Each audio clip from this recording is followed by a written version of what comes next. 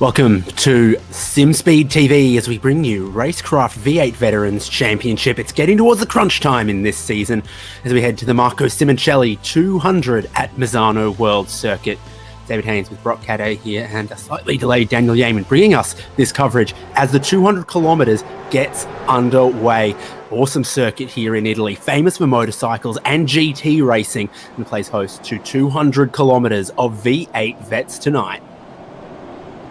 Yep, and we've already got a bit of action there. That's Paul Young around and Darren Lobb, half around, and Darren Lobb got a terrible start as well and really sank back through the pack, but everyone managing to sort it out here as we come through these first few quarters at what is a very unique circuit for the V8 supercar to have a go at. Certainly is again. I know it from GT3 racing, I know it from motorcycle racing. I don't know it so much from this sort of touring car stuff. Wayne Walker leads the way. Jordan Ross, the championship leader, in second place. Looks like a decent start from drivers like Matty Mascord and Scott Mackay as Darren Lobb's gone from third on the grid down into 11th. Always a driver to watch throughout these race distances though. He's a fighter. This circuit, again, designed predominantly for motorcycle racing. It's got a lot of those type of corners, switchbacks, etc. But it's got this really long back straight here. A couple of little kinks in it, but you really will get up to some speed before shedding that speed off in a sequence of tightening corners. So just about flat out there. But now you're starting to get into a sequence where the car positioning is key. Darren Lobb gets one of his spots back and then runs it just a little bit wide. We're watching backwards from Scott Mackay in ninth. Your top two remain as they were on the grid. Wayne Walker leading from Jordan Ross in second. Yeah, Darren Lobb, as you mentioned, already not wasting time and gaining back one of those positions he lost on the start, so he will be one to watch. As we're looking at the back of Scott Mackay now as we come around to complete lap 1 of 48 here for this 200-kilometre race at Misano. And already the field's got a bit of spread here. They've organised themselves, which is good to see. The one thing I'd say they need to be careful of, as we're now looking at Walker and Ross absolutely keeping Wayne Walker honest here, and Jordan Ross with a far better qualifying this week than last week at the Bend. So Wayne's got his work cut out for him here, but the question will be, where can he find an opportunity to get past him in these sweeping bends of Misano? That's Misano World Circuit, but can it be Wayne's World? Is the question for the end of 200 kilometres here. It's just a thin lead of underneath a car's length through a couple of these corners, and you're noticing that the traction zone's not exactly straight for a few of these corners. It's the kind of stuff that challenges motorcycles, but also challenges these cars quite significantly as well. Yeah, and to that point, David, watching qualifying and practice with these guys a bit earlier, you could see even after just 2 or 3 push laps, those rear tyres really start to go. So the management's got to come in early here to not just cook your tyres before you kind of get deeper into this race and make yourself just a sitting duck essentially for those around you. So that's the play here. We've got a long 200 kilometres, might feel short compared to last week's Enduro, but it's a long way to go in these cars. Look after those tyres and get them through this first stint.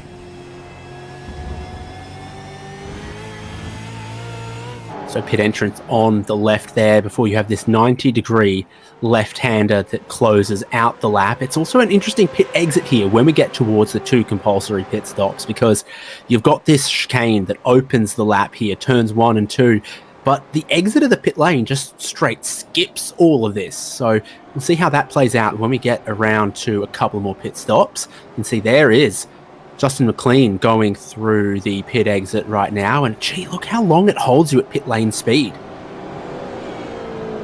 Yeah, that is still at pit lane speed. That's really interesting, isn't it? It cruises you all the way through until just about you're getting back to the racing surface before you can go there. Although Justin McLean now a couple of laps down, just waiting at the pit exit there to get himself going again, letting the field go by, has clearly had an issue. But that'll be a big factor in this race, is that hold, not only the whole time in your pit box, but also the pit lane transit, having to wait so long to get back on the loud pedal with the pit speed limiter off.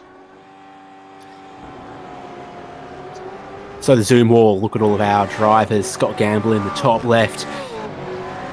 And, oh dear, that's drama for Wayne Sanderson. So it's not going to be his Wayne's World. He drops back to 37th place. Well, there is only one Wayne's World, and with that in mind, I will say party on, as Wayne Sanderson has managed to do there and keep the car going again despite facing backwards. So he'll keep on going here. Now, through these sweeping bends, we're going to watch a bit of battling here a little bit further back in the pack. This, I believe, is involving Paul Young, Mark Poynton, and Sean McNamara. They're going to keep it organised here, but there's definitely a lot of energy in this little pack here. Paul Young's been strong across the most recent rounds, the last 3 or 4 races for sure. It's been a factor for podium, so we see him leading 13th at the moment. Just ahead of Mark Poynton, Sean McNamara, Steve Kennedy, and Chris Burridge. Back around to turn 1 track limits, also an interesting thing to keep an eye on here. As a motorcycle circuit, there's a whole heap of that green painted stuff around, and the cars get all over it. You've got to change a direction as well between 1 and 2. The temptation to sort of dive to that apex of 2, but then it'll super compromise you through the rest of the opening part of the lap if you do that. Yeah, and a lot of this lap is about that, isn't it? It's sacrificing part 1 of a complex to really drive out of the second part. And we're looking at Darren Lobb here now, who's actually cleared Scott Mackay. So we a couple of laps ago, if you remember, we were looking from the back of Mackay at Lobb, and look at Lobb has already put distance on Mackay and is chasing down Matty Mascord there in 8th, who has had a good start, up 3 on his starting position. And we're going to look at the replay now of Darren Lobb's start, which, as we mentioned earlier, was not a great one, very much bogged down here. The fuel did a great job to get around him, but he lost massive amounts of position there, just all the way up to turn 1 there, which is a short run. Not to mention, he also looks like he's gotten into the back of Paul Young there, so there could be more to that story from Race Control. We'll have to wait and see to hear from them a little bit later in this one. From Lobb, there's almost like quite a bit of wheel spin. He's tried to start in second gear. Don't know if that's deliberate. So it's wheel spin, and then it bogs a little bit. And of course, by the time you get all that sorted out, you're losing a couple of positions. That's why Paul Young is a tiny bit further back. Just there. Kind of was a bit of Mascord to Lobb's left as well, and it's always difficult when you're 3 wide, because sure, you can see what the driver next to you is doing, but you can't see what the driver 2 cars over is doing. Sometimes you don't even know that you're 3 wide.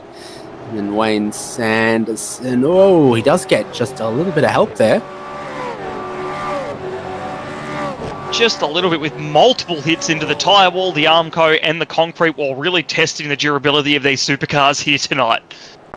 And it was Scott McCune involved in that one. As now we look at Travis Hunt here at the start of lap 4, who's just gotten the slightest tap and gone round, and taken John Gallen with him as well in that one. Whole sequence of right-hand apexes there. Also on that lap, David Kirby, we've seen, has a black flag.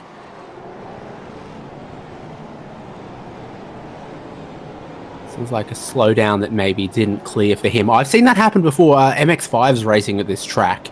Drivers picking up course cuts, not giving them up in time along the back straight, etc., etc. Pit lane getting used.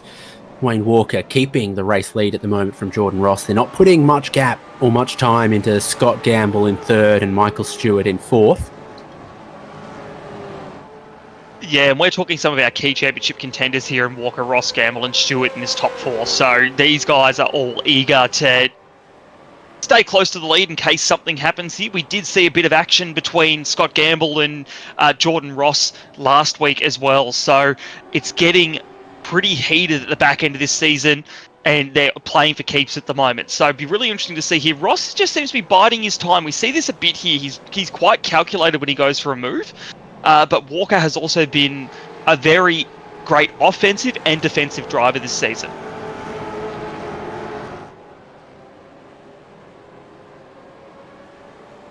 And it's that two-way running that we really look for in an athlete. That's why he's so prized by all of these clubs. His offense and his defensive capability. What can I say? I work in marketing. I'm going to give him the spiel. And I'm practicing my FM radio as we approach finals season. We'll all get a tune-up. But yeah, Wayne Walker certainly holding on to this race lead for the moment. Jordan Ross clearly driving within himself to stay in touch with that race lead just for the moment. Paul Young moves ahead of Troy Stonestreet for 11th place. This is the sequence of the lap that's so interesting to me, because I bet you're not quite flat out through some of these previous kinks, and then it's curved braking zone, and then into the tightest part. They stay tight right to open up the track going through into the left as well. So just apex after apex, where you're not just thinking this corner, but the next corner ahead, the next corner ahead.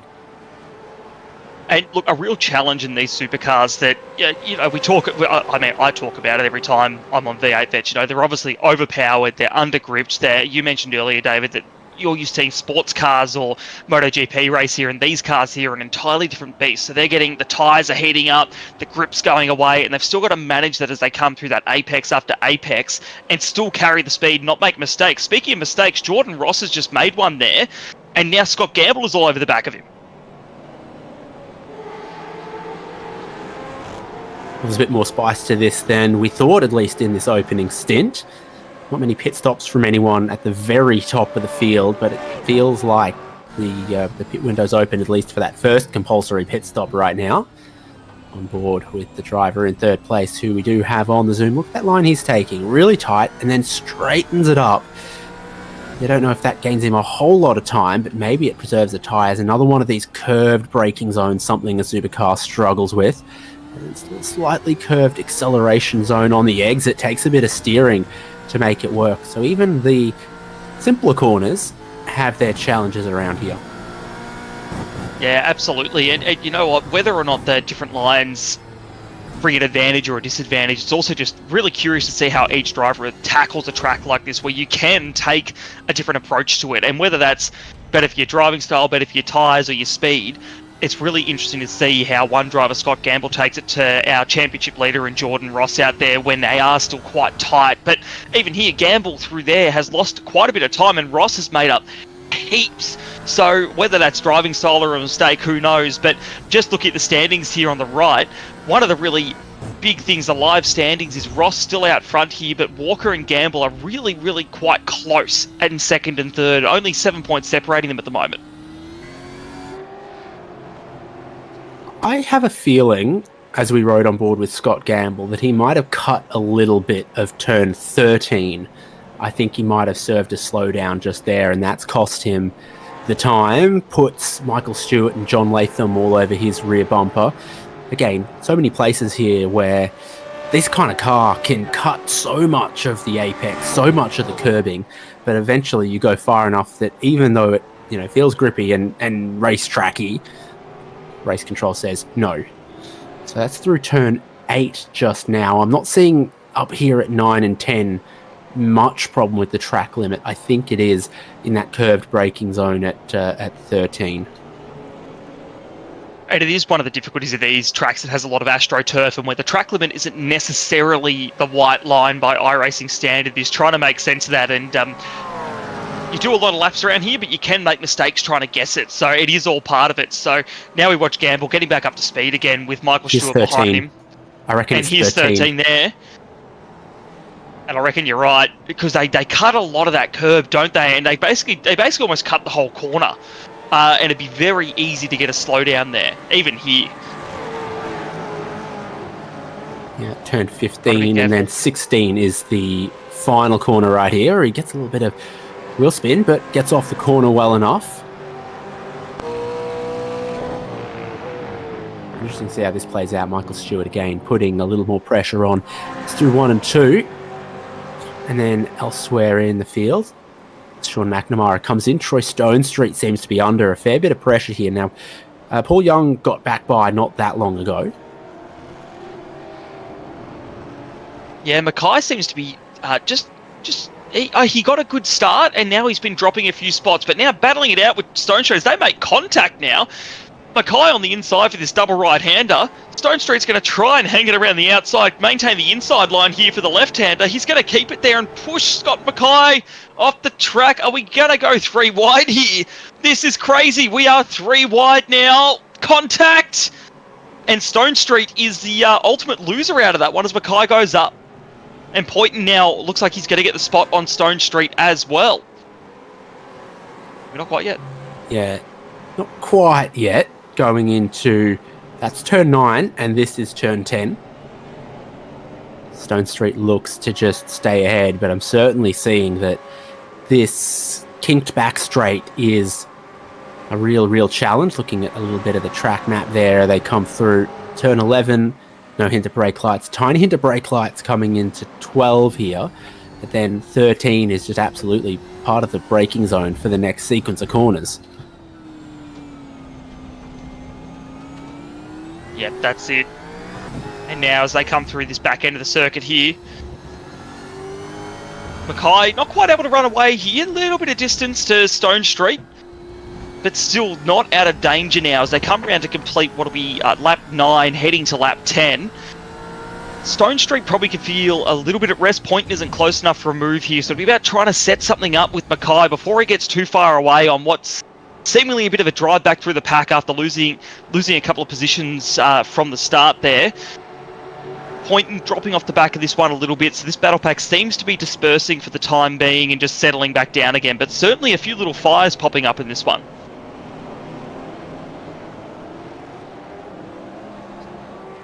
Yep, eyes on it right now.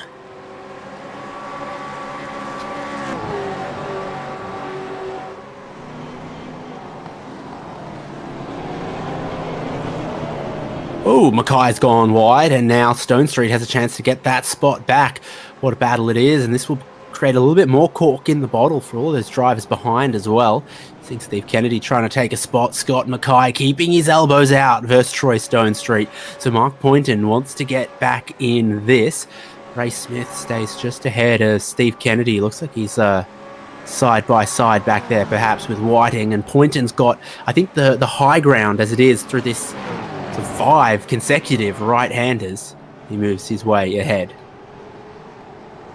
Yep, good thinking there by Poynton. Played it smart, waited for the opportunity to present itself. But these guys need to be a little bit careful. Remember the damage that Scott Gamble managed to get from that contact with Jordan Ross last week. And it seemed like the slightest of contacts, but it really slowed him down. As now Poynton's actually going to dive into the pit lane here, bring himself out of this battle pack, and a bit like Sean McNamara, who we saw a few laps ago, maybe try and undercut some of his fellow competitors ahead of him instead of being involved in this battling back and forth lap for lap between Mackay and Stone Street.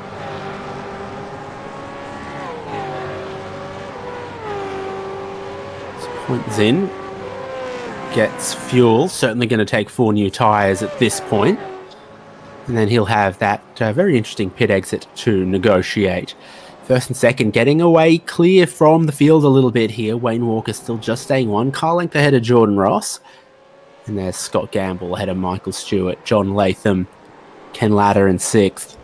Darren Lobb worked his way back up into 8th, Paul Young into 9th as well. This is our leading 2. Haven't stopped yet. And we've just been hearing that we should be expecting a stop in the next couple of laps with a fuel burn of 3.6 to 3.7 litres per lap.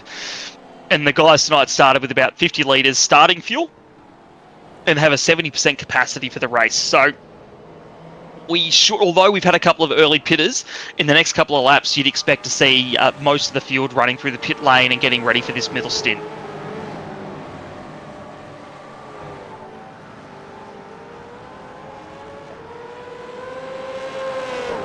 Another lap completed by our leaders. First part of the lap is so interesting to me. Through turn 1, they stay really to the right-hand side to open up the left-hander at 2, to stay to the left-hand side to open up that right-hander, and then you get 2 super tight right-handers here where they stay to the right-hand side on the exit as well. So all the time thinking about how you're positioning your car for the next corners, for the next corner, exiting here onto what becomes the first decent straight of the lap. Yeah, this circuit here really is an exercise in control and patience, isn't it? Not sort of pushing the car too hard, accelerating too hard, you know, where you've really got to keep the thing in control to manage the tyres, but also keep up speed. It's about carrying speed through some of these corners and not driving in as hard as you can on the brakes, just rolling through and letting the car carry that pace. Now, I'll just shout out in the background there, we did see a critical lappers lap, I believe it was 22 to 23. So these guys still have a ways to go before they can get all the fuel in the car that they need to, and they will have to pit shortly, but that'll tell you the early stoppers. That'll be the lap number they're aiming for. But these guys out front, Wayne Walker and Jordan Ross, basically, I imagine, have a little string attached to Wayne Walker's bumper and Jordan Ross's bumper, and they're not going anywhere at the moment. Ross is very much keeping him honest.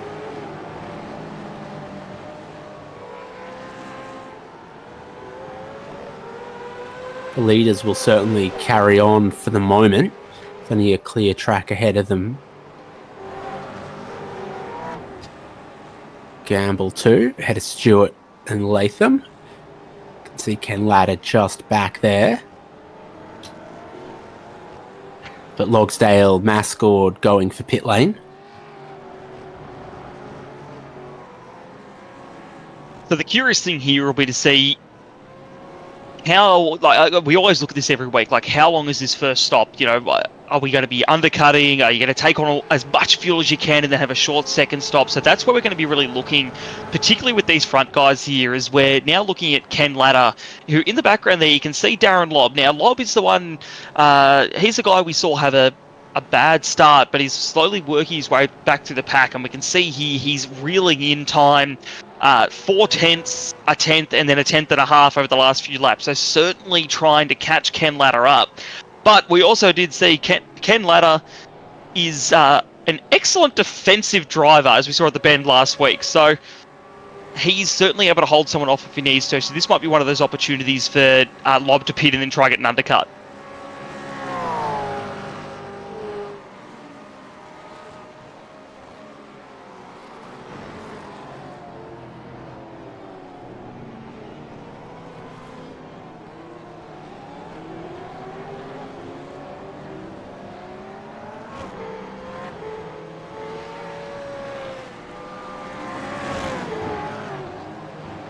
And I've just seen we have got our leaders into the pits now. So as Ken Latta comes in as well. So we're starting to see the fuel cleanse here. Walker and Ross, again, attached at the bumper, are back into the pits. They'll each fold into their respective pit bays. And now we'll wait and see. So this will be interesting to see here who gets out of the pit lane first. We've also had Gamble and Latham come in behind them too. Quite a bit of the field is actually, in fact, if you look, most drivers behind our leaders have come in with Lobb and Whiting, two of the only drivers to continue for the time being.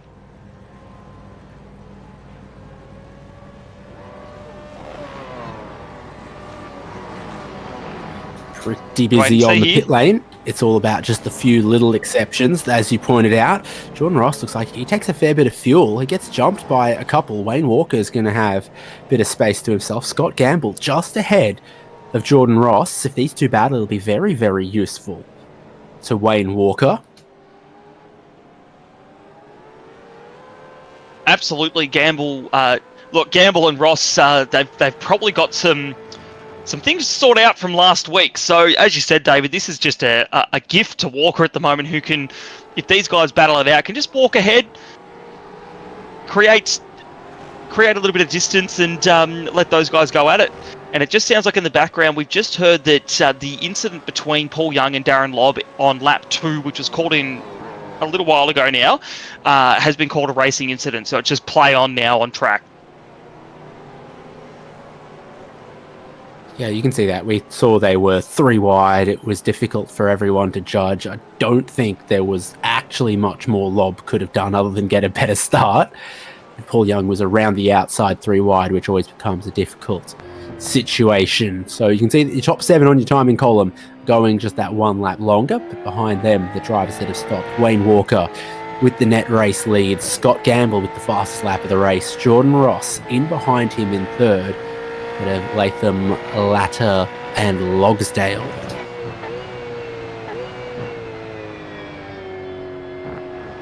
Yeah, so we'll expect to see the rest of the field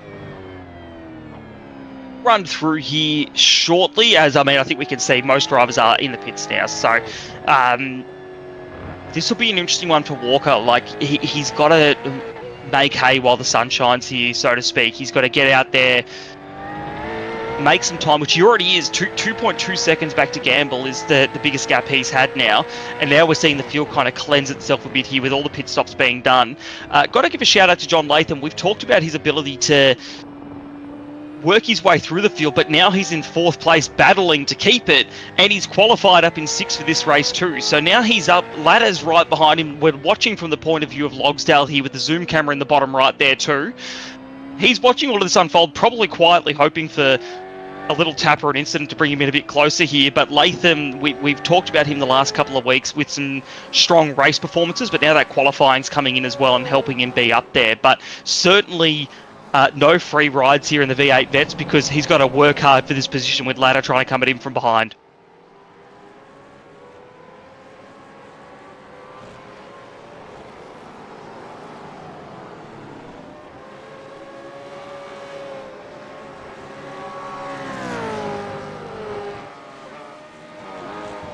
Did you notice that beyond turns 1 and 2, there's a set of transmission lines, power transmission lines? Do you want to know how many volts they are?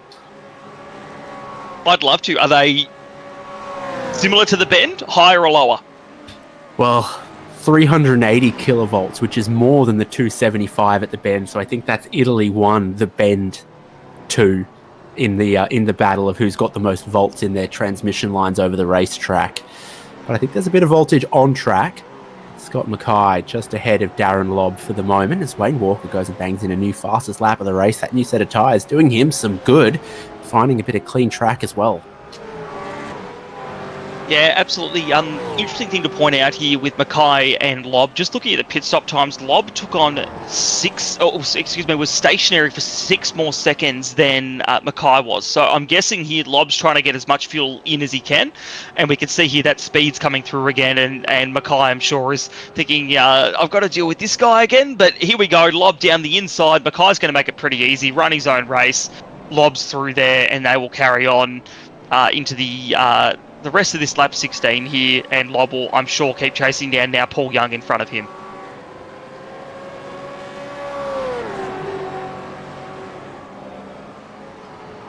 Yep, that'll be his goal for the moment. So good gains across the race for Scott Gamble, John Latham, Ken Ladder, Dean Logsdale, Paul Young. Now up a couple of spots. Young might have a little bit more pit stop time to come second time around, but to get himself into a little bit of clear space seems to have been important. Luke Orman's also gained a couple.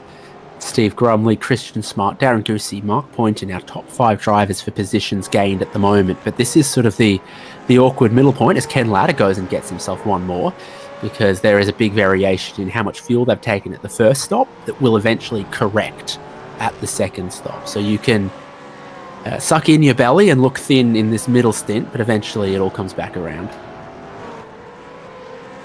That's it. So right now, for the guys on track, it is really just about making up positions where you can, as Ken Ladder has done here on John Latham. And you can see Ladder certainly has pace to burn here, and he has skipped away from John Latham, who's now in 5th place, with Logsdale still holding station behind him, and then Paul Young behind them. So Ladder's now up into 4th place, and we've seen the last couple of rounds, Ladder's seem to have struggled a little bit. So his pace has certainly jumped back here, as now he looks to, chase down Jordan Ross, albeit that gap is quite large at the moment to Jordan Ross, 12.2 seconds ahead of him. But the good news is he's got clear track. Those tyres will stay nice and cool. They won't burn too much, and he can just put in the pace he wants to.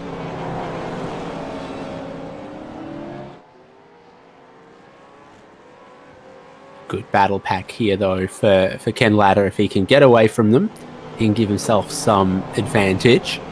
This looks like McNamara just ahead of Poynton, 2 drivers that have already both made some gains in this race and have got themselves ahead of Troy Stone Street. Long first stop for a couple of those drivers like Stone Street and Mascord. Oh, that's going to cost even more time for Troy Stone Street, beyond all of that generous paved runoff we've been speaking about and all the way to the gravel runoff.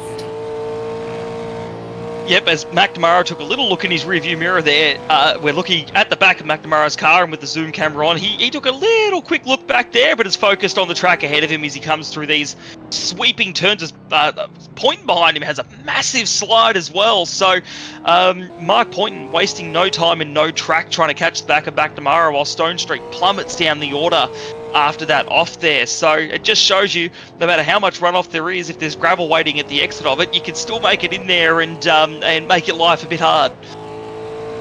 I mean, it's by name and by nature, isn't it? It is. It is. Well done, Mr. Haynes. I don't feel right.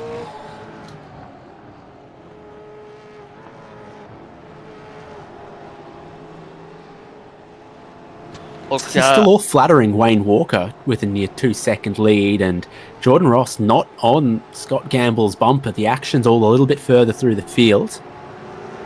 Like here, where Dan Hall is ahead of Troy Stone Street, who's gotten back on the track in 16th place, ahead of Whiting in 17th.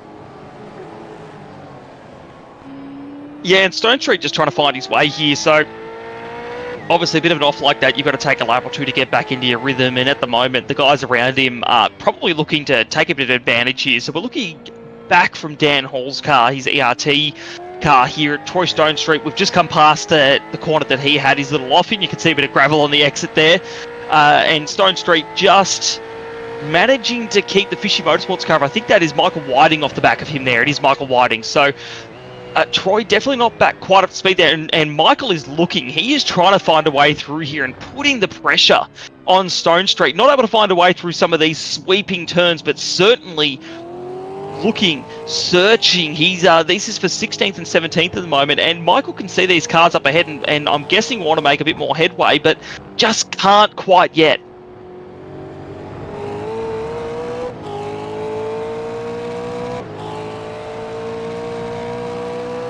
So definitely much higher speeds on that back straight than on the front straight. And this is the part where you're making all of those decisions about car placement. Compromise here for more speed there, and quite tight and slow through this double right-handers. Tempts you to try to show your nose down the inside, and then you've got to stay to the right-hand side. Michael Whiting can use plenty of the road, exiting and still just kick the tail a little out sideways. Mascord putting some pressure on.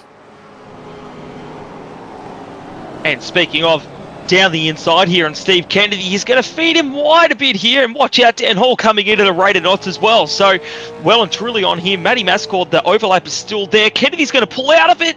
Dan Hall down the inside of both of us, contact!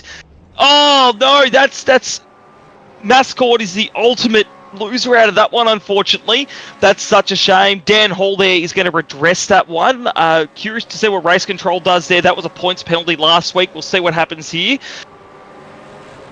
But an interesting manoeuvre there where there didn't look to be too much space for Dan Hall to squeeze down the inside of Steve Kennedy on that one.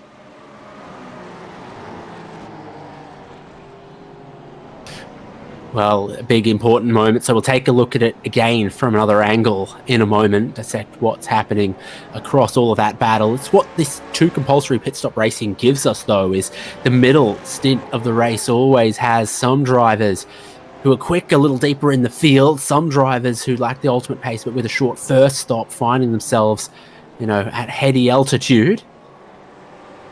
As Darren Lobb serves a slowdown, we look to Ray Smith, Steve Kennedy, and everything that's happened around them.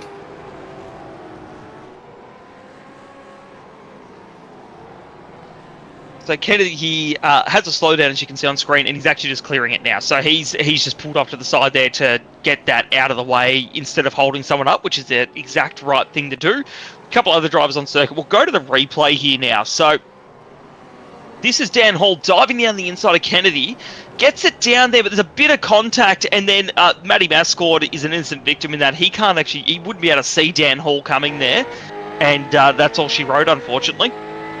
It's the kind of thing I've seen happen a dozen times before. You try to outbrake one driver and you outbrake yourself totally, hit the next car even further in front. Cars 1, 2, and 3 go into a corner. Car 3 trying to overtake car 2 hits car 1. I think that's what Dan Hall's done, is he's put himself on a super compromised line, got in too deep, sailed past the apex, and given Mascord a bit of a clip there, unfortunately. It wasn't the only drama down here. Oh, Dean Logsdale's had. That's mostly by himself, I reckon, there. Just had a wobble under brakes. We spoke about a couple of the curved braking zones and the challenges they present.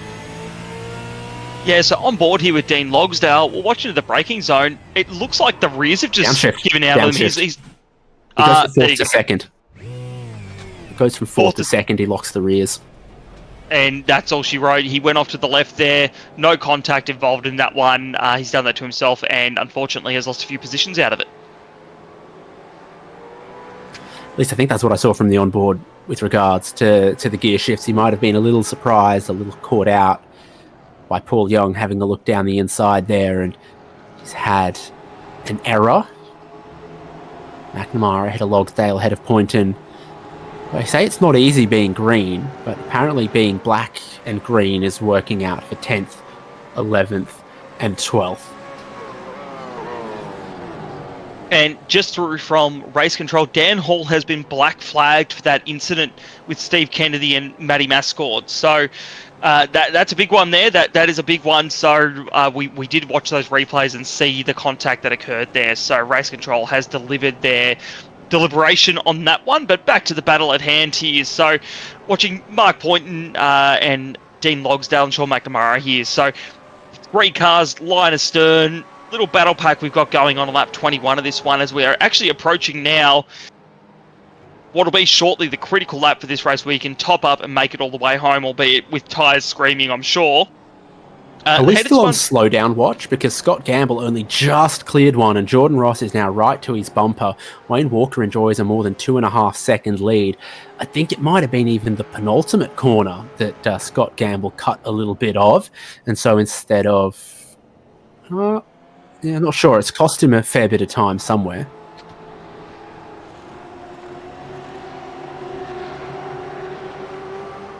Track limits, always a big issue when too much of the runoff is concrete.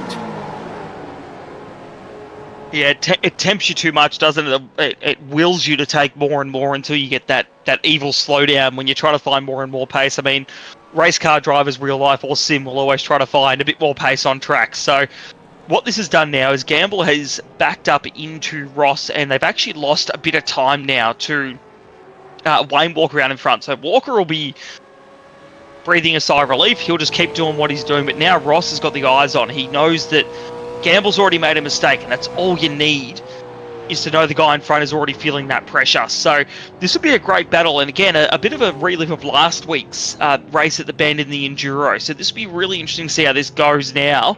Ross is right on him. And now the question is, where can he find an opportunity to get past?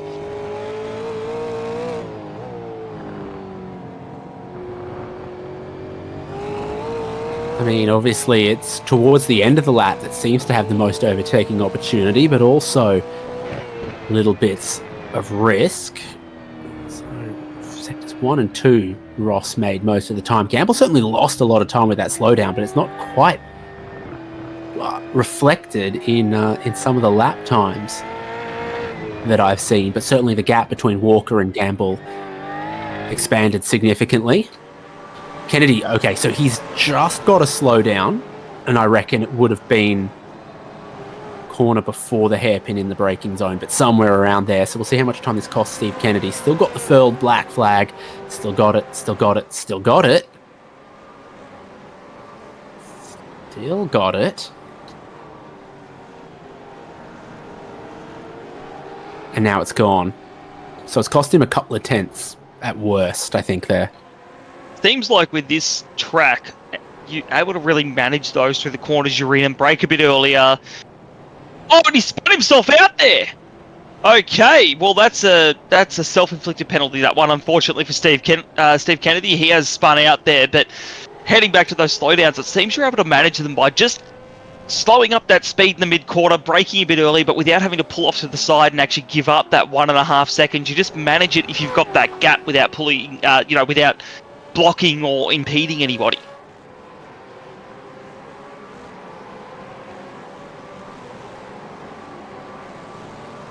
Stewie Hall battling Andrew Rushworth. Steve Kennedy behind them has another slowdown penalty. Interesting. Not quite the talking point we thought was going to happen from Misano here. Oh, McCune and McLean, I think, are off track.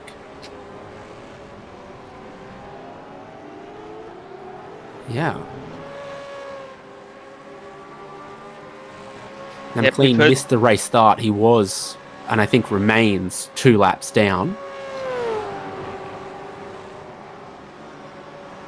Yep, so there's been a bit of chat in in the race chat here as well. So certainly, some people are unhappy. We're going to look at a replay here now of McCune on McLean here. McLean being a couple of laps down. Very awkward one there between McLean, who is a few laps down, and McCune in 34th. Not in 34th. When he comes around here, so McCune's trying to head out to the outside there. They make a bit of contact, continue to just make that contact into each other, and in the end, both are around and slowed down. Very awkward one. Yes. Part of me wants to look at some previous lap times and stuff, because I'm pretty sure we've seen McLean as a top 10 driver at points. I think he might have had the speed to unlap himself, and McCune didn't want to lose a 1/10 of a second to facilitate that happening. It's tough because McLean was already more than 3 minutes behind the race lead, more than sort of 2 minutes behind the next car for position. He wasn't, just 1 lap down. Paul Young's currently being mobbed out of the final corner as we take a look at Michael Stewart. He's put the red dot elsewhere because I don't know if... Well, it's a world circuit, Misano, but is it not one of the greatest racing tracks in the world? Who knows? Look, I personally didn't have a lot to do with Misano before it came onto iRacing, and as you said, it's depending on people's view of the greatest tracks in the world. If MotoGP isn't on that list, if it hasn't been involved with other motorsport disciplines, maybe people don't consider it. But I tell you what, we're having a lot of fun here at Misano tonight with the supercars. Certainly a lot of action and drama keeping us entertained, and maybe it's in future years a reprint of the greatest racing tracks in the world poster will feature Misano after this race. But Michael Stewart with his VR setup always give us good views of that map and what he does with the VR on, how he races his car, and still in the top 10 here. And as we mentioned, with that fuel offset, we're going to see a little bit of moving around here. In fact, Stewart is one of the guys who took on the most amount of fuel in that, so he'll probably rocket up a couple of positions once we get through this next pit cycle in the next sort of, I guess, 5 or 6 laps. I reckon we'll start to see them coming in.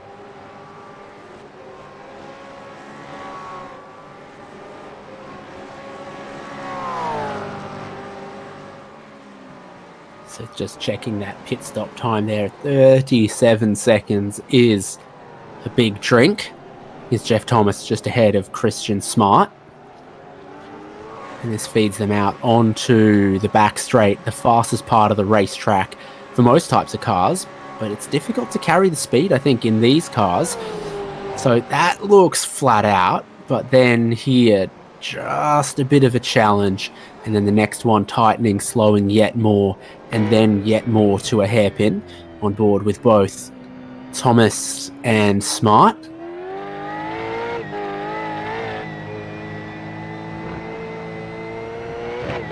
Yeah, I'd love seeing these onboard shots, particularly with 2 guys who are battling as hard as these guys are. You can see how locked in they are. Obviously, they love the V8 Vets. They come here every single week and they love the racing. Good to see Jeff taking a rest there. He looks locked in through the corners, so he's just rested his hand on the gear stick, but very much focused and trying to even, whether it's for first or second or 23rd and 24th, the battles are hot here, the positions matter, and that's what we love about this V8 Vets series.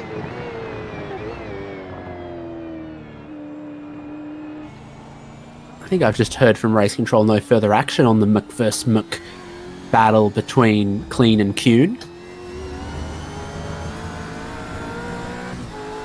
I'd agree with that, David. Yep, that's what I heard. Interesting there. Race Control has all the views and the time to review them, so they have decided that one there was just a play-on incident between McLean and McCune.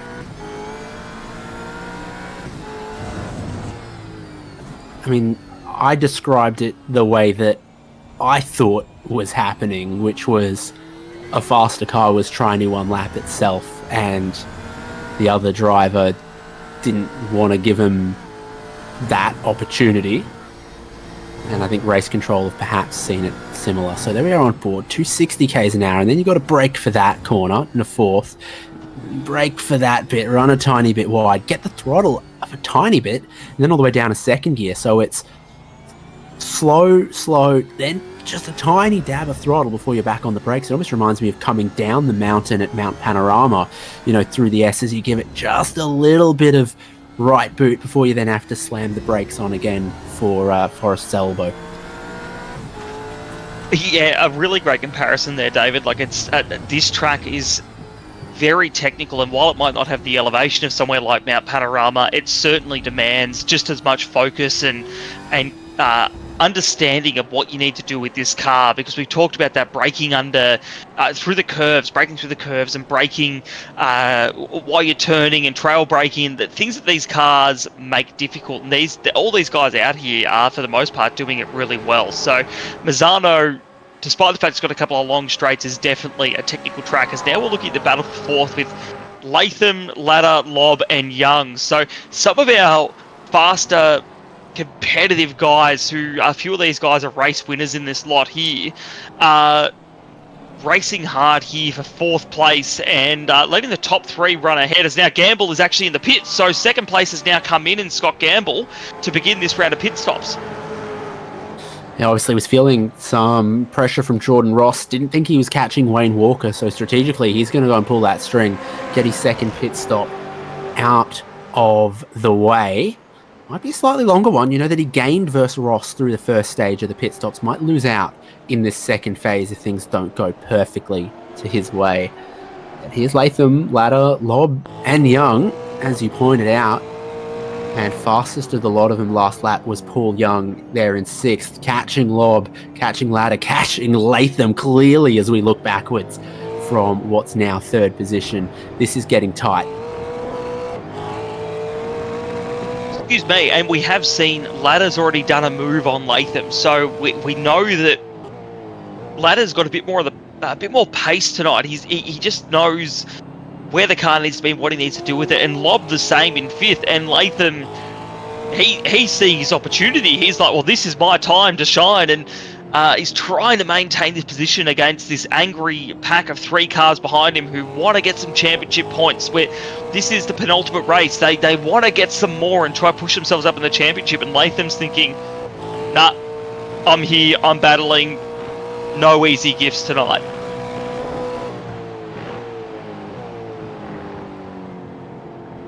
Having a look around the racetrack, they sure love Ferraris around here apparently, because the racetrack is on via Michele Alboreto, there's Gilles Villeneuve, there's a via Enzo Ferrari in that industrial complex over there where the crane is. A little bit of drama elsewhere on the racetrack as this group continues to battle on. Scott Mackay just behind them jumps into the pit lane.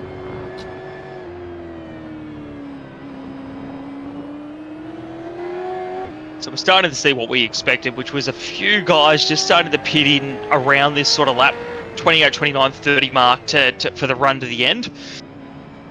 Maybe a bit of undercutting happening here with Mackay ducking in. Excuse me. So yeah, Latham, Ladder, Lob, and Young here in this battle pack, driving hard and battling with each other. Now, to be curious, if these guys all come to pit lane together, it is going to be an absolute nightmare off of pit lane, keeping in mind that Lob probably has one of the better pit times of all of them. So if he's nice and close in here, Young as well has a great, in his first fuel stop, he's got one of the longest stops of the race. So he might be able to jump these guys if he can just stay in connection with them. So we're still going to see a bit of this, I guess, silliness that comes with the pit stops, in that all these fuel numbers will balance out for the last stint.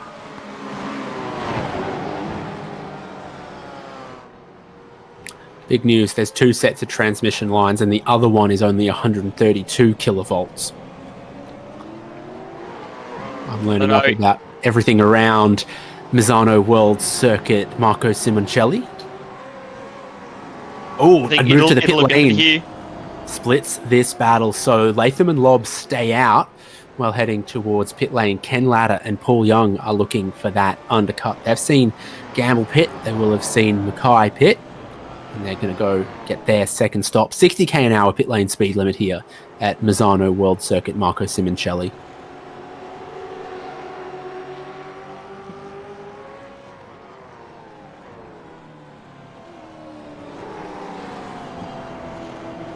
So we're going to have a little look here at the Zoom wall and see who's on tonight and what sort of battles they're in. So we've got Luke Allman here, who is one of our regulars on the Zoom wall this season, and with an excellent sim racing setup there. And I mean, I know I talk more about the sim setup than the racing on track itself, but he is certainly under attack by Matty Mascord at the moment, who is looking down the inside, won't get it done, but Allman with a great camera position there, showing us his screens, his steering wheel, the setup he's got, and look at that focus there. He's gripping the wheel. The eyes are locked on at the moment. He is a man committed to making sure he can keep Mascord behind him. You love to see it.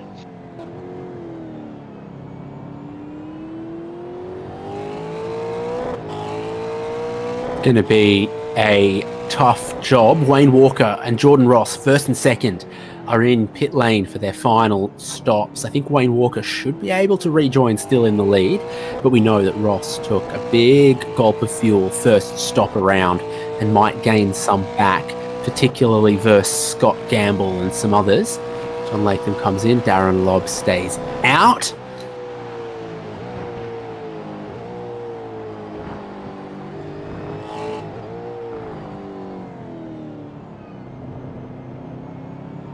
So this will be interesting to see wide here. On his entry. Yeah, pit stop's underway. Yeah, so this will be really interesting to see here. So the leaders are coming for their pit stops. So we know there was a bit of gap between Walker and Ross, as we're now on board with Matty Mascord as well, going around here. What'll be really curious, so Walker has done his stop. He's now out. He had 27 second stop time. Ross had a 1.5 seconds shorter stop. But on track, Walker has still got the advantage thanks to Scott Gamble being ahead of Ross and kind of holding up just enough at the moment. So, race certainly isn't over. Mascord's still out on track there. Walker is up ahead of him and will maintain what will be the effective race lead, with then Jordan Ross in sixth place on the track, but second effectively at the moment. As far as traffic is concerned, Wayne Walker looks well placed. It was always going to be the risk going for that second stop early that Scott Gamble ends up in a little bit of traffic potentially, and then some others might just catch a little bit, like if Jordan Ross ended up right behind Mascord, which is not just yet, before Mascord pits, that it could cost a little bit of time. And you can see that Stacey Boyd, who hasn't stopped yet, is just ahead of Scott Gamble, starting to maybe interfere with Gamble just a tiny bit. So stopping when he has, it looks like it's been pretty promising for Wayne Walker. Yeah, he's been managing this race really well, and I think he's got quite a nice gap back to Jordan Ross, and now it'll just be about, probably honestly for Walker, saving those tyres a bit and getting ready for a battle. He was able to keep Ross behind him in the first stint, but this year is going to be all out. Like, Walker is taking some valuable points with him if he can win this one, so he needs to be able to keep Ross behind him, and Jordan, he'll want to take this one out as well. Last season he did a really good job, and he'll want to finish this one in a similar way. So take care of those tyres. Still a long way to go here in Misano, and it'll make all the difference when it comes to battling in these final few laps.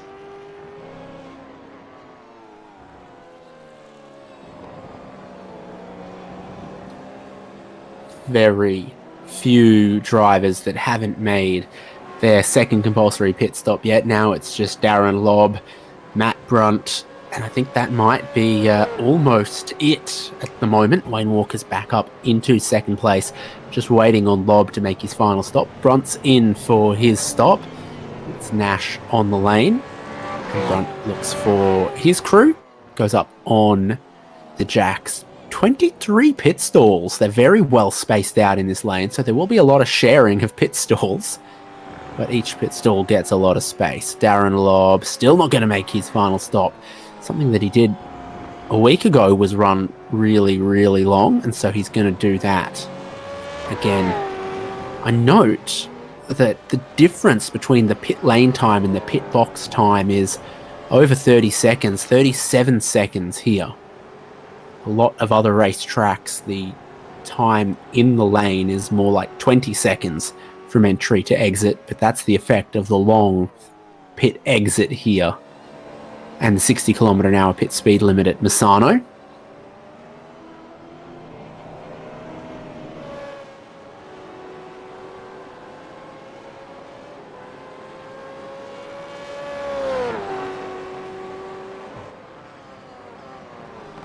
Pace looks good for Wayne Walker as he gets a new set of tyres and again goes and sets a new fastest lap of the race. Track temperature 25 Celsius hasn't moved, so this is Walker getting quicker and quicker as the race goes on. That is a near perfect day in Misano Adriatico.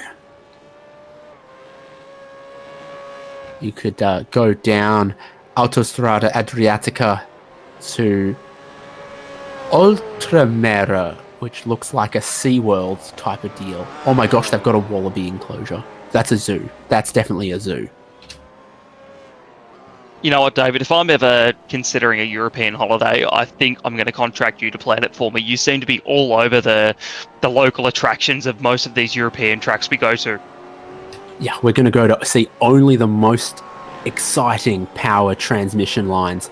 Darren Lobb stays out another time, and as you look towards turn 1, if you see a large athletics centre, that's Stadio Comunale Santa Monica. Travis Hunt is in. Well, for a black flag. Okay, yeah, because I thought everyone had already made their 2 compulsory pit stops. Travis Hunt might have to make that more than 30-second drive through. Yep, and certainly not looking pleased with himself on that one. We're going to have a look here at this replay and just see. It could be...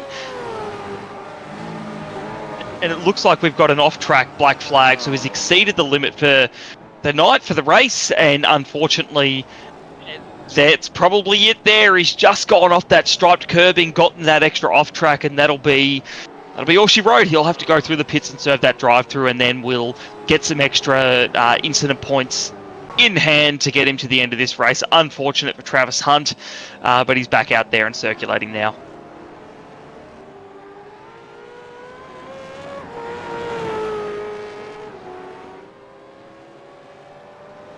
Town next to the racetrack, all the streets are named after Italian composers. Would you like to walk down via Antonio Vivaldi? It's like Melbourne, 4 seasons. David, I say this lightly, but the sooner you become a father, the better, because your dad jokes are unmatched. I'll give you that.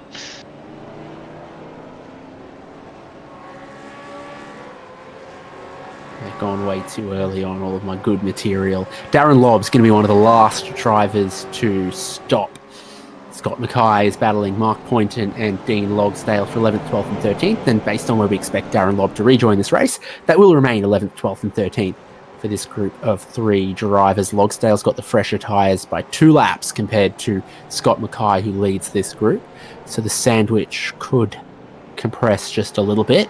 Darren Lobb's service begins. Wayne Walker's about to pass him and go back into his rightful race lead.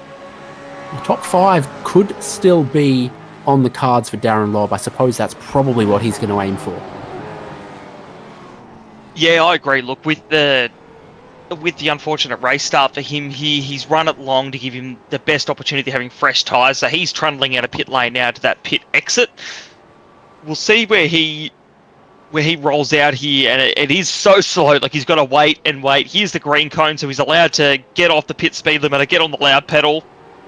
He'll come out with Ken Ladder. He's going to come out in front of John Latham there. So, excuse me, John Latham. So he's actually come out in 4th place, but on cold tyres. So you have to be a little bit careful here.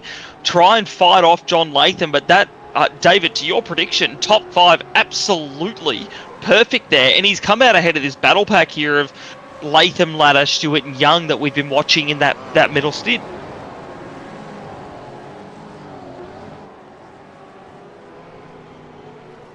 So the top five's absolutely on for Darren Lobb, and in fact, yeah, fourth place, a fair chance. Still 10 seconds up the road to Scott Gamble. A podium will be challenging unless the troubles that some of the drivers have had with track limits also translates to troubles with incident points, not just slowdowns. Yeah, that's it, and I'm sure the top three will be hoping they can keep it clean enough here. And we've actually got a lapped car just jumping out of the way there of Darren Lobb and John Latham, and some of those top guys there, Dan Hall, popping out of the way, letting them through, and just making sure there's no incidents that occur there. So it looks like Darren Lobb up to speed, carrying on here. He does have significantly younger tyres than those guys ahead of him, but it's a big gap to build in that 10 seconds. As now we look back at Luke Allman and Stacey Boyd, have half a second between them for 19th and 20th. Coming through the back end of the lap here through those sweeping right-handers, apex after apex, just managing the tyres to try and get to the end of this one.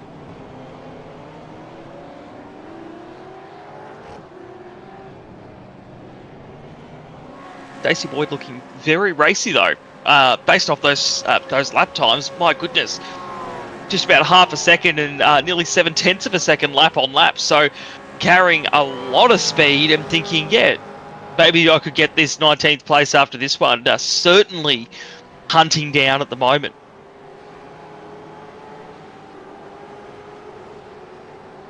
Not a massive tyre advantage for Stacey Boyd. That graphic has them of taking tyres on the same lap. I've got them as being one lap apart. I wonder if where they are in pit lane affects that. But yeah, you see, particularly that lap 34 there, incredibly profitable for Stacey Boyd catching Luke Allman. And it's not Allman being that far off the pace, because Allman's lap times matched what the next couple of cars ahead, Stuart Hall, Andrew Rushworth and Ray Smith were doing. It's just that Stacey Boyd's got a bit of top 10 pace all of a sudden towards the tail end of the race here. Yeah, Stacey has found a lot of pace at the moment, and I mean, we always say it's easy to get up to the guy, but it's hard to get past them. So great to see Boyd find some pace there. We've got a little bit of a battle pack here. So Smart with Burridge behind, and then Dean Flavel just hanging around in the background. Now I'm going to ask for a Dino Dyno checking, because we haven't done one of them this race yet. I'm curious to see how Dean is doing at the moment. He'll be up high because he'll have had a couple of espresso. That's true. So what do you reckon, Hainsey? What are we thinking? 110. I'm going to go 103. Let's see. Ooh! Oh! Way overshot. I thought you had me, absolutely beaten Price is Right rules, but no. Okay. Damn, we are on the limiter at Misano. You are all over it, David. Well done, mate. Dino is pushing hard tonight. Misano's testing him. There you go. So, albeit with a bit of space around him, certainly still pushing hard out there tonight. It's the pressure of trying to perform in front of the Tifosi. It gets to everyone. There's the athletics stadium. Nice sort of covered roof. Gosh, yeah. It's tough work for Dean Flavel at the moment. I think it's safe to say he has earned the dessert of his choice after this race. To snack on, he's certainly burned enough calories. I'm looking at that number there through practice qualifying the race. That is impressive, to say the least, when you're on iRacing. But well done to Dean Flavel. Always fun to do our Dino Dyno check in there. And he's sitting in 23rd at the moment. Running around, just looking at the back there, Christopher Burridge, and running out these last, what'll be 10 laps here shortly. Had dinner on Tuesday with a bodybuilder who eats 10,000 calories a day. It was all you can eat tacos. So he ate all you could eat? Oh yeah, I think we won that battle I don't doubt it. I don't doubt it. Love Taco Tuesday. Stephen Kennedy, Grumley. Gary Buckland, is who we're focused on, just ahead of Darren Goosey, who's in green. And in the background there we saw Stephen Grumley got a black flag, but I'm assuming that's similar. Oh, there we go. That's Grumley right there. Assuming that is likely an incident black flag there. That's actually the leaders, by the looks of it, coming through on him now. So that was Jordan Ross there. Yes, and Wayne Walker up ahead. So Grumley's going to serve that iRacing black flag now, presumably for incidents, and come in there looking a little bit hot as well. But a few drivers falling victim to the incident limit around here at Misano, as we've talked about through the race. The AstroTurf and the concrete looks a little bit tempting. Yeah, so it's like there's slowdowns for cutting the inside of the corners, but there's incident points for extending around the outside in a couple of places. So perhaps there, and also at the end of the back straight, it looked like drivers were getting off tracks but not slowdowns for running wide rather than cutting apexes. Seems like what's happening. It's interesting, isn't it? It's just another thing to file away as a driver on the sim. You know, where do you get those off tracks versus slowdowns? It all folds into the complexity of, yes, we're on a digital platform at the moment, but it is some real life implications in terms of how you drive the car, where you place it.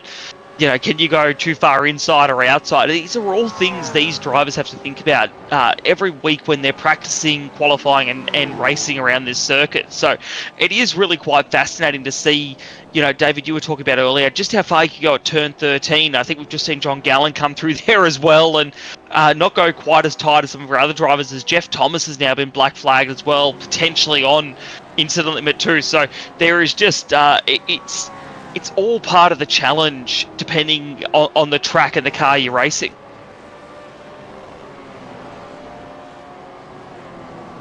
Jeff Thomas with a black flag. So there's a few of them coming in. That's very interesting. It's probably one of the higher running drivers who's picked up a black flag for this sort of thing. Doesn't look entirely pleased. I reckon if Dean Flavel got one, then we'd really see the dyno explode. I don't think the dyno's rated for those kind of numbers. I'd agree there. I think a smartwatch, it might, call 000 on his behalf.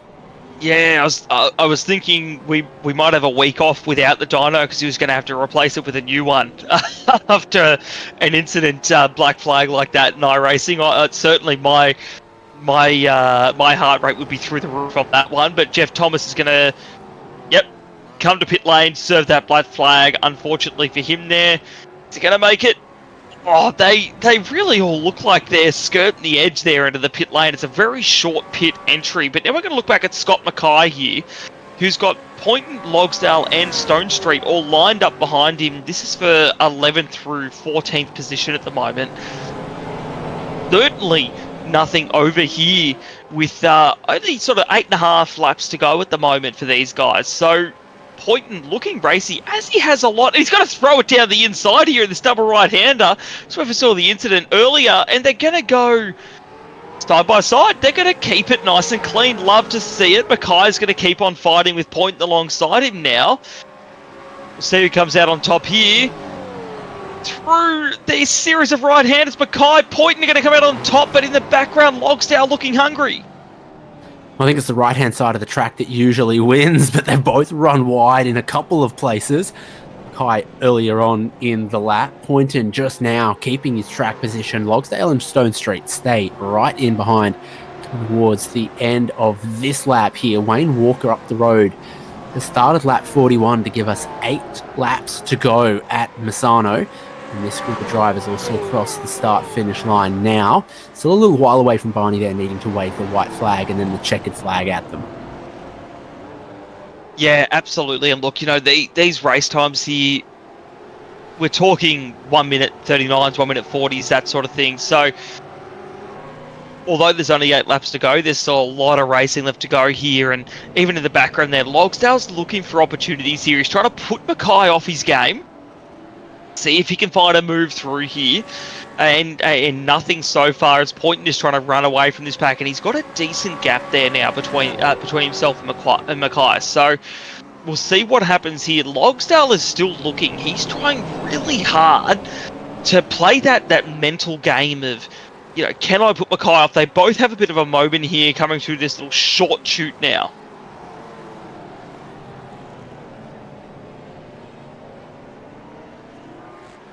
Yeah, so 9 is the kink on the way in, 10 is the hairpin right-hander, 11 is flat out single file, but apparently not flat out side by side, we discovered. And then 12, a little bit of a challenge, 13, really tough either with the track limits on the inside or the outside, and then tight. Turn 14 just here. 15, no sign of brake lights from anyone, but we know it's not flat out through there. And then turn 16, the final corner, pretty solid braking zone, bit of rear slide going on. Yeah, well controlled there as well.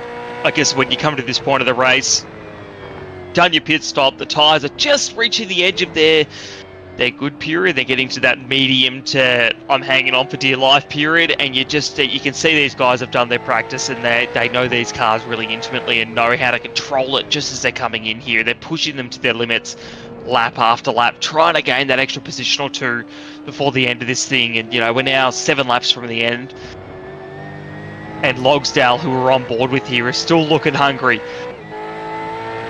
Still wants that position. And he's getting ready. He is ready now for this last 6.5 laps here at Misano. I hope he's going to have some teeth left at the end. Dean Logsdale, I once had someone tell me, keep your tongue inside your teeth when you're driving in case you crash. You don't want to bite your tongue off.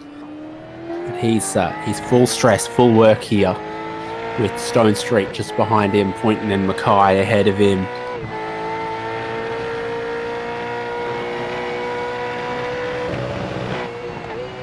The tobacco synthesizer at full noise.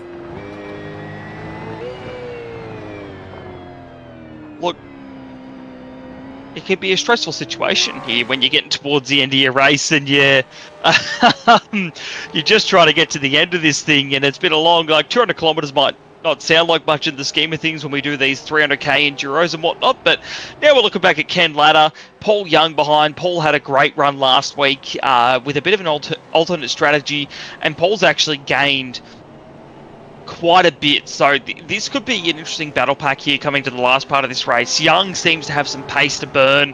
Latta seems to be just falling off a little bit. Look at that lap 41. That smells like slow down or something for Ken Latta, or working his way through the traffic or something, because lap 41's an anomaly.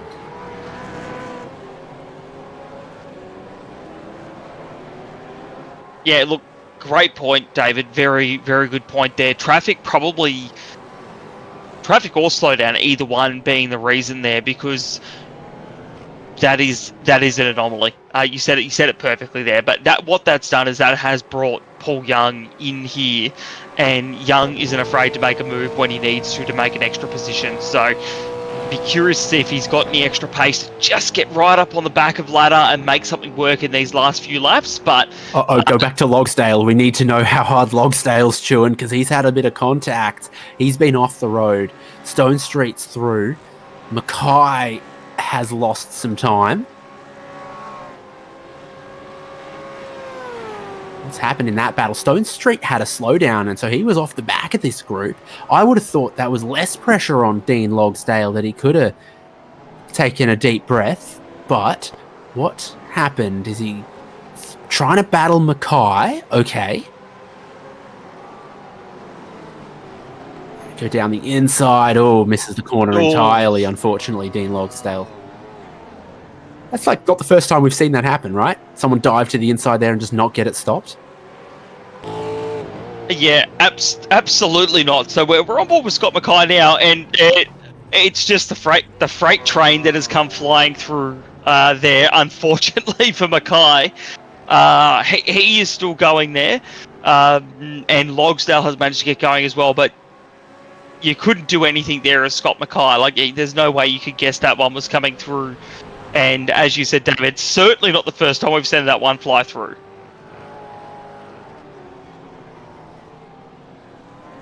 So Logsdale has a slowdown, but Scott Mackay has a drive through penalty, and then Race Control are going to look at that one, and Logsdale might end up with a drive through penalty. Mascord senses an opportunity. He'll close in somewhat on Logsdale further up the road in the battle for 5th place. With approaching 4 laps to go, John Latham versus Ken Latta versus Paul Young just here. And last lap, who was fastest?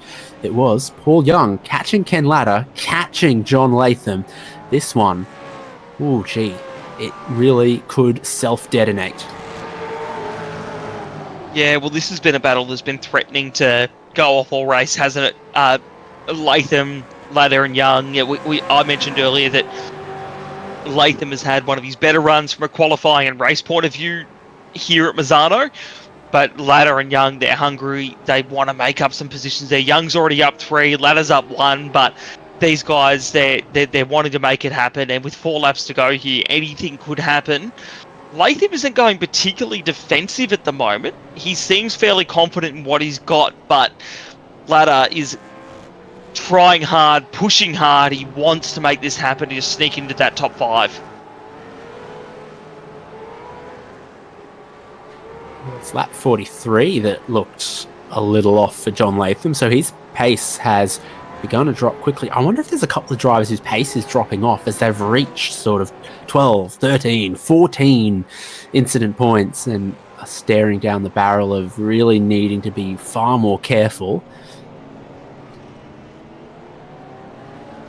Certainly an opportunity for Latta and Young to put some pressure on, and you can see Michael Stewart not too far back there, and then some lap down cars, so Stewart's not too far behind this.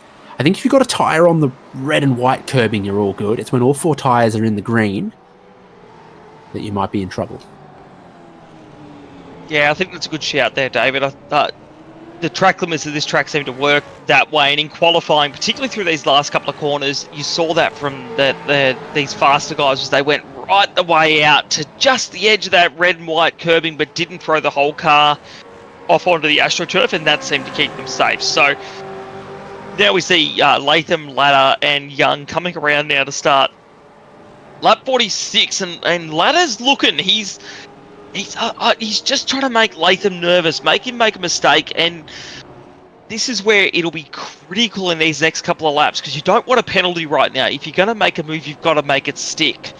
So Latham is doing everything he can to keep these guys behind him, and Young now is even closer to Latta than what Latta is to Latham. So Ken is, we mentioned offense versus defense earlier on. Latta is playing the game on both ends at the moment to finish this one.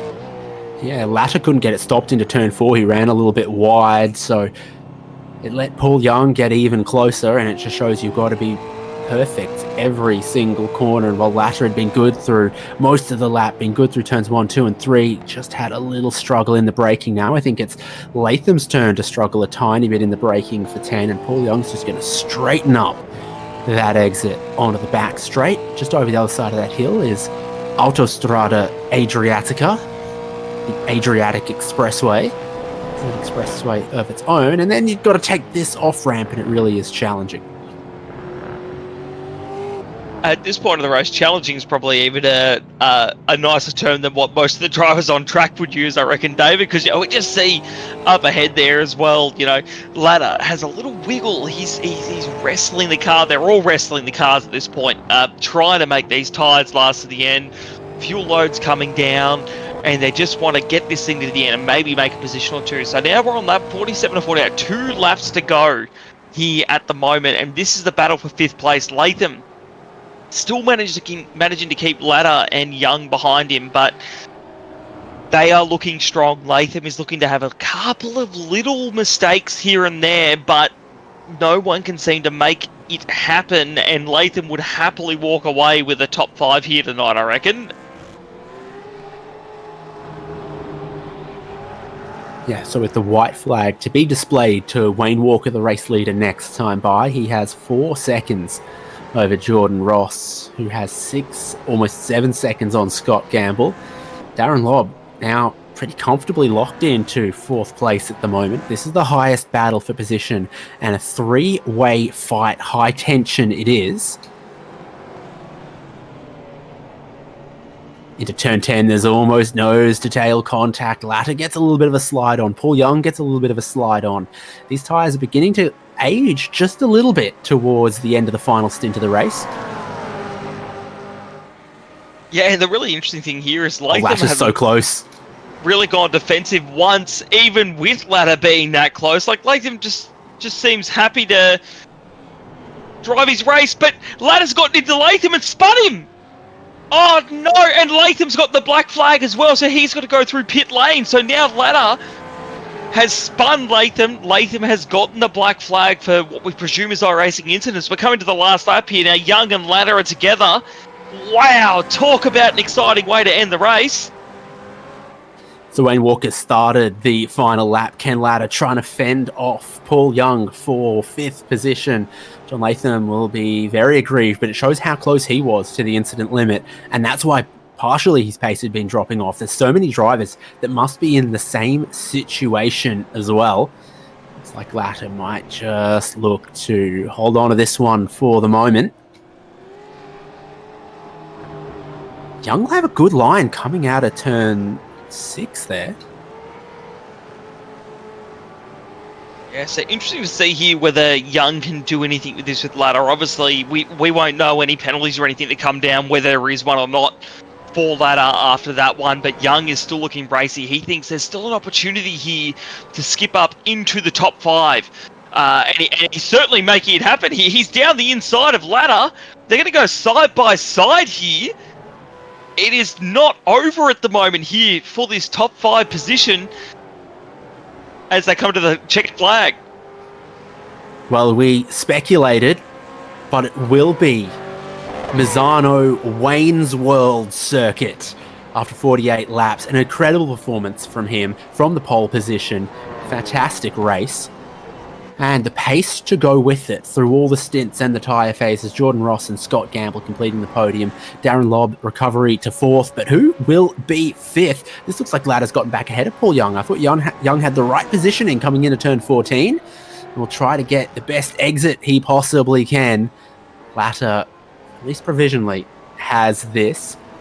Some penalties are going to be happening. We'll see exactly what they mean come the end. Michael Stewart finishes 7th.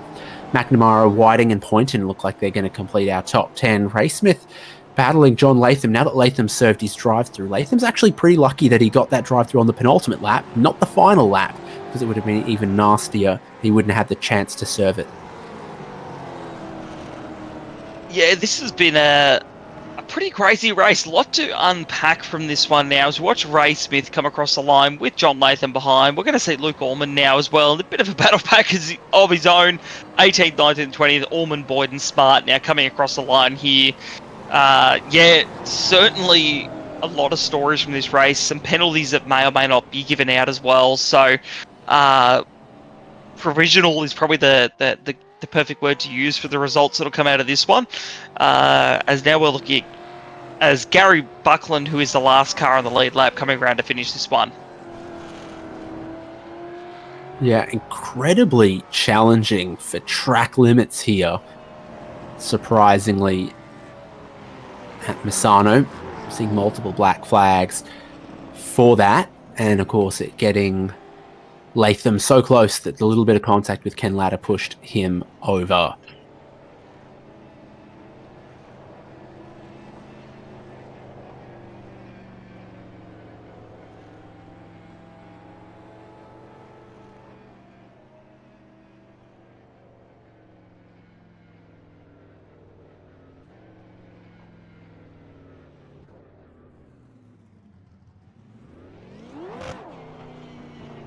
Somehow Wayne Walker and Dean Flavel with 0 incident points, though. So that's fantastic for Wayne Walker, and maybe that's what was driving the Dino walking that tightrope. Look, impressive in a field of what was 38 qualifiers here tonight.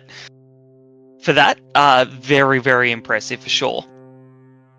So this is how they've crossed the line. Wayne Walker, the race winner, 3 seconds ahead of Jordan Ross. Scott Gamble in third. Darren Lobb back to fourth place after a challenging race start.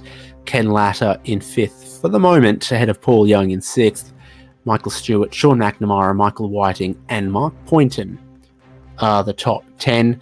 Troy Stonestreet came home in 11th, ahead of Dean Logsdale. Matty Mascord in 13th. Ray Smith, John Latham still 15th after that 35-second drive through, but not where he would have liked to have been battling for that top 5. Andrew Rushworth in 16th, just ahead of Stewie Hall. Luke Allman just fending off Stacey Boyd and Christian Smart. Christopher Burridge in 21st, with Scott Mackay back in 22nd.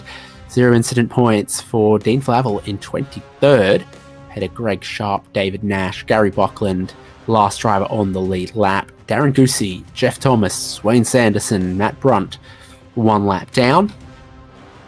John Gallen, David Kirby, Dan Hall, Stephen Grumley, Steve Kennedy, Travis Hunt, 1 lap down. Justin McLean, 2 laps down. And in a 48-lap race, you would need to complete 36 laps to be a classified finisher. Scott McCune's the only driver who won't be one.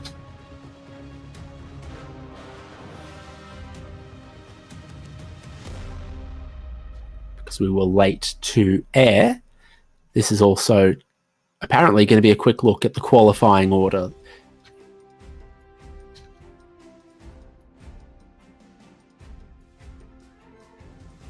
So Wayne Walker was strong out of the gates there. Jordan Ross in second. Darren Lobb had his incident there. These are the qualifying results from the night, and Scott Gamble certainly took advantage of Lobb's bad start and jumped up onto the podium there, but it looks like, honestly, through the bottom 5 of the top 10, we had a fair bit of movement in there, I reckon, David. Yeah, sure did. Mascord, Mackay, Smith, McNamara, Whiting, Kennedy, Burridge, Poynton, Dan Hall and Stacey Boyd completing the top half of the qualifying. Got to imagine there were a few drivers that probably had a lap time or two deleted in qualifying if the track limits were that challenging in racing conditions as well. So Stewie Hall, Andrew Rushworth, Dean Flavel there, just within 1 second of the pole sitter. Then McLean qualified 24th but missed the start for reasons we don't know at this point in time. Yeah, and there's the remainder of qualifying. Stephen Grumley and David Nash without qualifying times. We'll go pick the brains of some of our drivers and see what we can learn, Brock.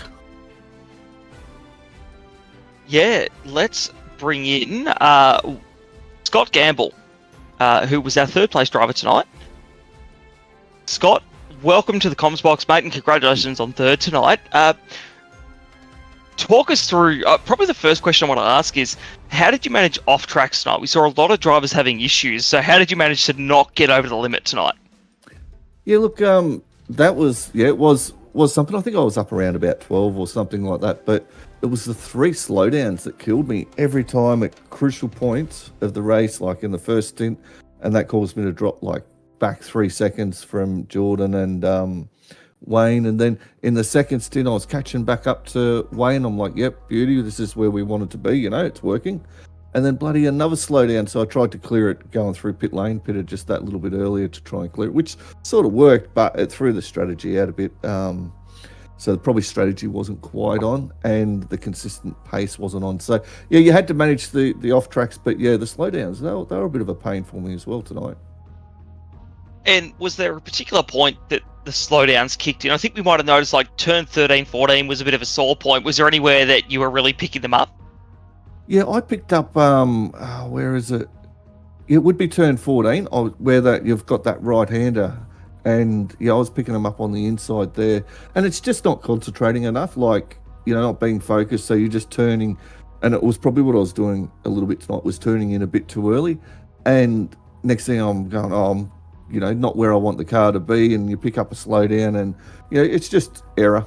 That's all it is. But turn 14 was where I was catching me. And Misano was a track. We're at the Bend last week, and Misano, how does it compare to the Bend? Like, was it a challenge to come to this track? And we were talking about patience and control. What did you have to do to kind of wrap your head around Misano this week? Yeah, look, I like the track. I think it's good. I was just saying to Wayne, I didn't have the same pace I did on Tuesday night for some reason in the first race as I did tonight. So I think it was just overdrove the car a little bit, didn't look after the tyres, because you do have to look after the tyres a bit. And I wasn't feeling comfortable. It's like every race we're doing at the moment, it's an enduro. I don't know about you guys in the comms, but I'm getting tired. Like, I get 2/3 through the race and I'm ready to fold it in and call it a night, guys, but that could be just, just a 10 o'clock thing. Vets 10 o'clock, I don't know. Oh, look, Scott, we can see how hard you guys are working out there. And even on the qualifying laps, we noticed that the tyres were starting to go after 2 or 3 laps. So I can't imagine doing a 10 to 15 lap stint on these things. It's fun for us in the box, but not so much for you guys down there in the car. But the other thing I'll ask is, obviously last week we saw some battling between yourself and Jordan Ross. And this week, again, you ended up in and around him. Was there anything in your mind that kind of thought, how do I go about this? It was just eyes forward and how do I get the best result? He gave me, well, it was actually turn 14. What a cliche, turn 14. Anyway, he gave me a little tap there, and I seen it pop up, like car contact, and I was like, right, let's go. And that's when I started putting in some really good laps leading up to that second pit stop. And I was just like, yeah, don't pump me, let's get through this, because the slowdown had brought me back to him, and yeah. But anyway, that was what it was. It was Jordan's a good racer. He's really good, and Wayne, he's driving really well. He's putting in the time, effort, and driving really well. So congratulations to both of them tonight. Awesome, Scott. Well, thank you very much for jumping in the box, mate. Well done on tonight. Is there anyone you want to shout out or thank before we let you go? Yeah, look, shout out to the guys, especially Scotty Mackay and Dan Hall. We've been doing the other series, and working together on it, so really appreciate it and appreciate the support with them. Brenton jumped in, done a bit of spotting. Followed his strategy, by the way, tonight, and I don't think that was the right one for me, but it wasn't bad. I mean, P3, you can't complain about a P3 on track, so thanks to Brenton. And to Logitech G, thank you very much. They support ERT over there and make all things happen for us. So, very proud to use their gear, and thank you very much to Logitech. Awesome, Scott. Thank you very much, mate. Well done again tonight, and we look forward to seeing you next week for the final round of the V8 Vets Season 24. Cheers, guys. See ya. Well, we know the things Logitech make happen, don't we? Let's keep moving along the podium. Jordan Ross, buongiorno. Another really solid points race for you. When you have an off night, it means you're on the podium instead of on the victory lane.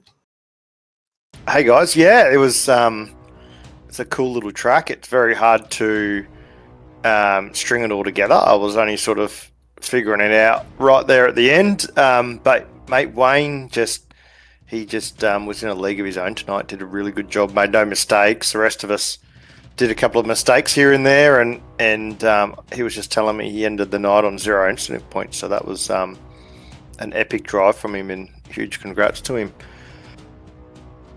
As far as those incident points are concerned, where were the really tough places for that? Because we saw slowdown penalties, we saw maybe 5 drivers or more get drive-through penalties from the incident points, and that's not typical of these 200-kilometer races at other racetracks. Yeah, it's easy to try to sort of get like 3 or 4 a lap. You have to sort of really be mindful. I think I ended on maybe 13. But yeah, probably turn 6, the exit of turn 6, to get a run onto that little mini straight, you sort of need to drop the right side wheels off the curb, which tends to want to make you drift out over the off track line. But so it was really hard to sort of get the power on there and stay in the track limits. So that was the main one for me. And obviously, just the sequence at 1, 2, and 3 was really easy getting off track, and the high speed stuff on the exits. I actually didn't get one there all night. I did get a slowdown when I got up close behind Scott. I just was unsighted on the apex and cut it too fine and got a slowdown, which sort of ruined any chance tonight. And it brings us towards just one round of racing to go. You'll continue to lead the championship. So what kind of preparation are you going to be able to squeeze in before next week's race? No, we should be right. I actually did a few laps this week, and I got the full 1 hour practice in prior to the race tonight. So I did plenty of laps. And yeah, we should be able to do the same next week and have a good crack. And looking forward to it because there's, Scott's really fast and good to see Darren up there again tonight. Found a bit of pace again, and he's battling up the front. And of course Wayne, he's probably the fastest guy in the series at the moment. So it should be a really good race to finish off the season. Yeah, 250 kilometers of Okayama, a track that I think everyone will be a little bit more familiar than Misano. Not a bad place here, but I think it's everyone's fourth favourite Italian racetrack. I was just saying in the green room, I'm not particularly fond of it, but I think we raced there a couple of seasons ago, and it was fun. I think it's got a weird Euro style track surface where it's pretty slippery and sort of got no edge grip. But we'll see what it's like when we get there this time around. It's the Japanese volcanic rock that they put in the aggregate. Yeah, it's a little bit like driving in the wet. Maybe they can do a wet race and maybe have more grip in the wet. I don't know. We look forward to it. And we can't wait to see the next round. And, fingers crossed and best of luck for you. Thanks, guys. And thanks for turning up, doing this every week, and the organisers and all the competitors. And congrats to Scott and Wayne. See you guys. Second place, but championship leading still, Jordan Ross joined us. And now we'll bring in Wayne Walker, our race winner tonight. Welcome to the comms box, Wayne, and congratulations on your race win tonight. Look, I'll start the night by saying it was a rough time at the Bend last week. How does it feel to kind of punch back with the pole position and the race win this week here at Misano? Oh, that was awesome, that race. Coming into it, I wasn't sure because I knew Gamble had good pace. I had a race against him on Tuesday, and he was a little bit quicker than me, and I knew Jordan would be there as well. So it was a little bit unexpected, but I sort of really gelled with this track, I think. So after that first stint, obviously we saw Jordan was right behind you that whole time. Did that change your strategy or your mindset, or did you just run to this is my plan, this is how I'm going to make this thing happen? Yeah, I just sort of stuck to my own strategy, and I was just doing my own laps. Because what I found around this track was, if you start to over push, it really hurts the tires, and you end up understeering and then oversteering out of corners. So it was a matter of just running my own pace. Try not to overheat the tires. And now, correct me if I'm wrong, but did you score 0 incidents tonight? Yeah, 0x. Yep. Look, I've got to say, mate, you were one of 2 drivers. I think Dean Flavel was the other, but that scored 0 incidents tonight. Everyone else got incidents, so well done. We saw plenty of black flags tonight, but you kept it ultimately clean, fast, and took the pole and the win tonight. So well done to you, mate. Look, we're coming along to the final round of the season, Okayama, 250 kilometer race. How are you feeling about that now? Not too bad. I think my first season in Vets, we raced there, so I know the track. which is good. Not having to learn a new track, but yeah, I think last time we were there, I went pretty good. So yeah, we'll see. That's all right. We look forward to seeing it, Wayne. You have had a fair bit of pace the last few rounds. Is there anyone you want to thank or shout out before we let you go tonight, mate? Just everyone, like all the admin from V8 Vets, anyone who helps sort of run the league, you guys for the broadcast. You know, you do an amazing job every week. All the other competitors. Jordan and Scott for the podium. Our sponsors, Abbey Timber, Primal Wheels, Boxing Lock and Orang, and Modern Deck. Yeah, that's and my team, Accelerate Sim Racing. Yeah, without them, it's sort of not possible either. Awesome. Thanks, Wayne. Great to see you do well tonight, mate. We look forward to seeing you next round. Thank you. Great to hear from our podium after an incredibly interesting penultimate round of this season of RaceKraft V8 Vets at Misano. Absolutely everything. Drivers with 0 incident points, 7 drivers going over 17 incident points and getting drive-through penalties, plus slowdowns, plus race control. Some great strategy, and provisionally this is what the points look like. Jordan Ross ahead of Wayne Walker and Scott Gamble, but it is pretty close in that top 3, and traditionally you can't drop the final round, so it will remain all to play for. Jordan Ross can't afford to misstep, but Wayne Walker or Scott Gamble would really have to come out firing and then get a bit of Stephen Bradbury to go with it. Yeah, that's for sure. But look, Okayama is a really interesting circuit for these cars, and I think that last round, I think, David, you said 250k race as well. There's a lot to play out, so who knows what can happen. But that's the beauty of this series. It's all nice and close, and even to the back of the top 10 there, you know, Darren Lobb and Ken Latta with only 4 points separating them, Mark Point not far from them in 8-2. So I think we've still got a lot to play out next round.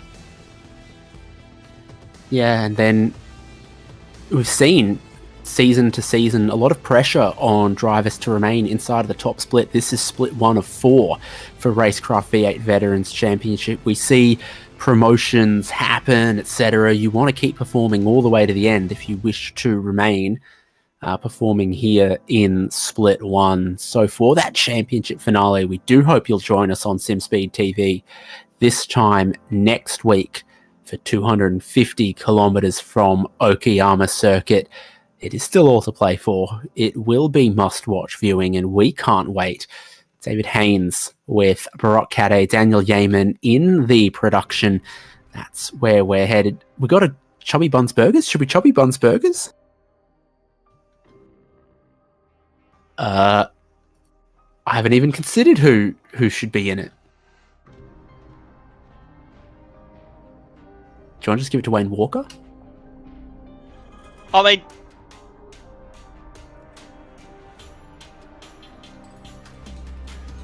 look, you've got a couple of guys. I'm just having a look back to it. Sean McNamara qualified 14th, but came through 8th.